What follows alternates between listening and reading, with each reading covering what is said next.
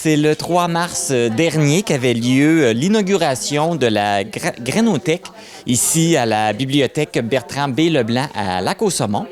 Et je suis avec les instigatrices du projet, donc Marie-Andrée Mathieu et Nathalie Mathieu, qui est semencière. Bonjour, mesdames. Bonjour. Donc, la semaine dernière, c'était une grande journée pour vous parce que je pense que c'est un projet que vous aviez en tête depuis plusieurs années. Oui, ça fait plusieurs années que je conserve moi-même mes propres semences pour mon jardin. Puis, je rêvais de faire un endroit où est-ce qu'on peut partager ces semences-là, puis tout le monde puisse apporter les découvertes qu'ils font et échanger, parce que dès qu'on se met à faire des semences, on en a toujours beaucoup. Donc, dans le fond, c'est ça, la Grainothèque, c'est pour permettre de faire, ce que je comprends bien, c'est faire des échanges de semences. Oui, puis c'est encore plus simple que des échanges parce que les gens peuvent venir, même s'ils font pas partie de la bibliothèque, même s'ils sont ailleurs, qui vivent ailleurs qu'au Lac-aux-Saumons, ils peuvent venir prendre des sachets de semences sans même donner leur nom ou remplir un registre. Ils s'engagent seulement à ce qu'un jour, dans 6 mois, dans 1 an, ils ramènent autant de sachets de semences que ce qu'ils ont pris, ou plus. Et c'est même pas obligé d'être les mêmes semences. Ça peut être d'autres sortes de semences. Donc, dans le fond, il va y avoir une boîte qui va être dans la bibliothèque. Fait que les gens viennent les chercher, ils viennent en porter d'autres. Exactement, c'est simple comme ça. Ça peut être des semences qu'ils ont fait chez eux. Ça peut être des semences qu'ils ont achetées chez un petit semencier québécois, comme par exemple la Société des plantes, et qui rapportent les surplus parce qu'ils ont reçu un paquet avec plus de graines que ce qu'ils ont besoin. Ou ça pourrait même être des semences de plantes sauvages qu'ils ont pris, par exemple des semences d'encolie, et qui ont récolté, mis en paquet et qui nous rapportent.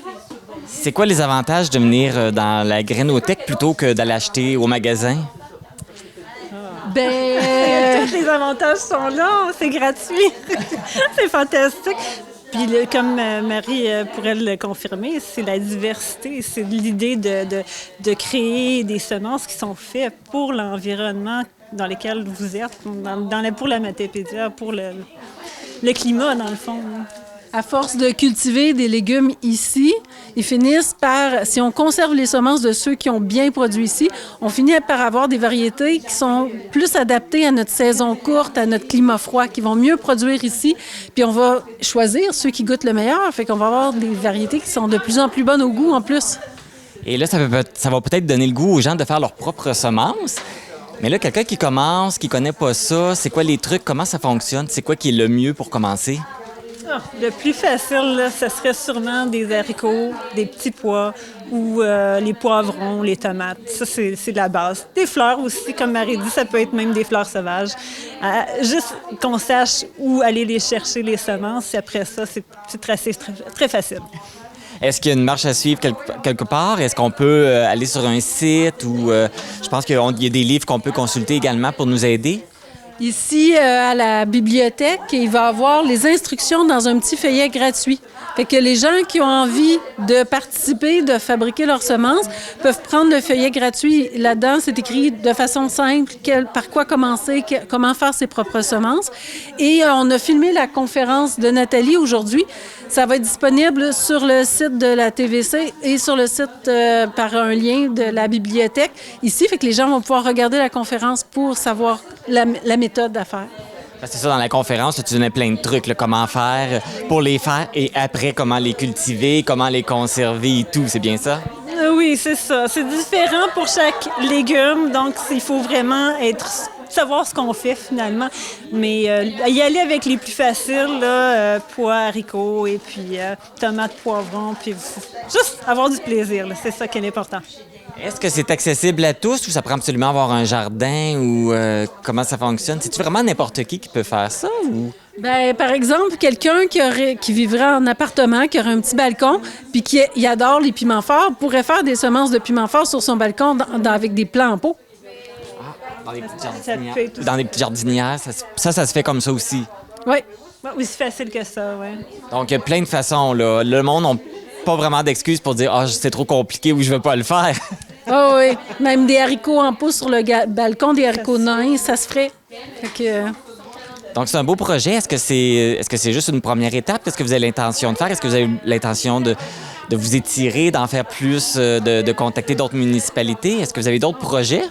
Bien, pour l'instant, la Grainothèque est située à la bibliothèque B-Leblanc du Lac-aux-Saumons, mais elle sert toute la population de la Matapédia. Tout le monde peut venir, quelqu'un qui reste à Causa-Piscale, à Albertville, peut venir ici et prendre des semences. On n'a pas besoin qu'il y ait une grainothèque dans chaque bibliothèque, dans chaque municipalité. Puis ce qu'on veut, c'est vraiment qu'elle soit vivante. Plus elle est utilisée, plus qu'il va y avoir de graines, plus il va y avoir de diversité, puis plus les gens vont venir, puis ça va être intéressant pour eux de participer parce qu'il va y avoir plein de sortes de semences. Ils vont pratiquement pouvoir starter leur jardin gratuitement avec les graines qu'il y a ici. Fait qu'on veut que ça soit vivant, puis pour ça, bien, on planifie faire des activités au moins chaque année, peut-être même à chaque 6 mois, autour de ça, peut-être avec des trocs de plantes vivaces, on pourrait peut-être faire d'autres choses autour de ça, d'autres conférences pour pousser un peu plus loin. Les gens qui vont avoir pris de l'expérience, peut-être vont vouloir faire des légumes un peu plus difficiles. Fait qu'on va voir jusqu'où on va avec ça. Là, c'est commencé. La boîte est déjà installée. Il y a combien de variétés jusqu'à maintenant? Bonne question. Mon Dieu, il y a plus. Je sais qu'il y a plus que 30 variétés en ce moment. Ouais. Déjà, là, pour commencer. Oui. Ah, c'est intéressant. Que les gens ils ont déjà plein de choix, plein de possibilités. Oui. Ils peuvent commencer un jardin gratuitement avec ce qu'il y a ici. Facilement, oui. Bien, merci beaucoup. Puis c'est un très beau projet, surtout qu'on parle aujourd'hui de... C'est favorable de faire nos choses nous-mêmes. C'est beaucoup plus économique aussi. Et pour l'environnement, c'est mieux aussi, j'imagine. C'est plus environnemental d'utiliser cette technique. Oui, bien, si on se fiait seulement sur l'épicerie pour nous fournir des légumes, il y aurait de moins en moins de diversité et les catégories de légumes qui sont choisies pour se conserver bien, pour aller bien dans le transport, avec un format standard. Mais ce qu'on veut, c'est d'avoir une plus grande diversité qui, comme on disait tantôt, s'adapte au climat matapédien, mais aussi qui est prête à s'adapter au changement climatique et qui a plus de vitamines, plus de goût, plus qu'on a de diversité dans notre alimentation, plus on va être en santé. C'est pas pour rien qu'il y a un mouvement là, qui se fait avec la conservation des semences. C'est parce qu'il y a ce besoin-là d'aller outre les grandes compagnies de semences. Parce que on veut avoir des choses qui sont faites ici, qui sont adaptées à notre climat. C'est vraiment ça l'idée. Marie-André, Nathalie, merci beaucoup. C'est un très beau projet.